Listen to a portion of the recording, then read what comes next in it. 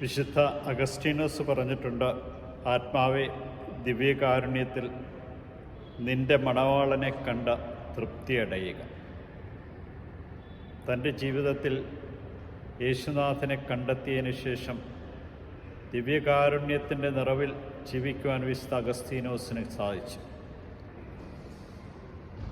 ദിവ്യകാരുണ്യനാഥനെ തൻ്റെ മണവാളനായി കണ്ടുകൊണ്ട് സംതൃപ്തിയടഞ്ഞ വിശുദ്ധ അഗസ്തീനസിനെ പോലെ അനുദിനവും ദിവ്യകാരുണ്യ ഭക്തിയിൽ വളരുവാൻ നമുക്ക് കഴിയണം. നീയൊരു കുർബാനയായി മാറണമെന്നാണ് നമ്മെ ഓരോരുത്തരെയും ഓർമ്മിപ്പിക്കുന്നത്.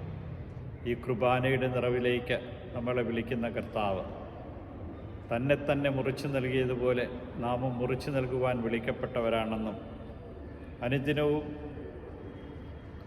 നമ്മുടെ ഹൃദയത്തിലേക്ക് എഴുന്നള്ളി വരുന്ന ക്രിസ്തുവിനെ നമുക്ക് സ്വീകരിച്ച് ജീവിക്കാം.